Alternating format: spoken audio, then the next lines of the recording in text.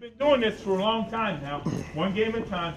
Is there some part of you that feels somewhat disappointed that it's taken for your tenure here in 2003 when you were hired to make that history? I think the one thing, if you talk with NFL players, yeah, it shouldn't necessarily be that way, that those opportunities weren't as forthright in coming to young minority coaches and coming up through the pipeline. And obviously people in my past, from Art Shell, Tony Dungy, Denny Green, Ray Rhodes, guys that I looked up to as a young coach, that I think about all the time. In a league whose players now make up 70% of the roster, Lewis watched and played the game when black representation in the NFL was scarce.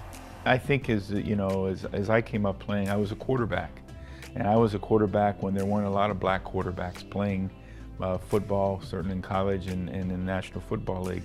So some of your original black quarterbacks, like a James Harris, played in the National Football League, and people like that, Doug Williams, who won the Super Bowl, these guys were trailblazers that way. To have the opportunity growing up and be a quarterback in high school, to go to college and be a quarterback and then switch positions, it had nothing to do with me being a black quarterback, just not good enough to be a quarterback.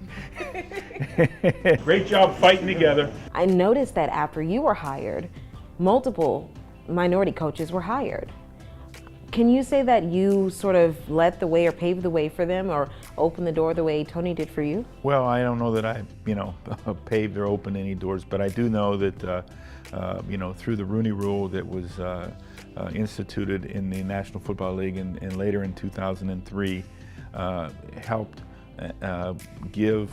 basically require clubs, organizations, that they had to interview a minority candidate. You can call it fate that Lewis would be a first in the Bengals franchise. Historically, Paul Brown, the first Cincinnati Bengals owner and head coach, has been a game changer, breaking color barriers, introducing the first black NFL players to the league when he coached the Cleveland Browns. Marion Motley, Bill Willis, those players that were back in the mid-40s that Paul Brown brought to play with the Cleveland Browns during that time was incredible. What do you want to see in this league when you're looking some 20 years ahead, 25 years ahead? Do you feel like we need to continue this conversation on having more minority NFL head coaches or more players or more coaching staff? Well, I just think that we want to continue to foster more opportunity, and I think it's happening through personnel with more young minority young men wanting that opportunity, and the same thing in coaching. And I think that's important. And I think we're trying to do, and I think, as you said, myself, others in this position, to do everything we can to help continually encourage and help prepare young minority coaches that want the opportunity. We're creating somewhat of a legacy. Bring it up here. And as far as Lewis's legacy goes, anytime you do anything, you want to know that you made it better than it was when you found it.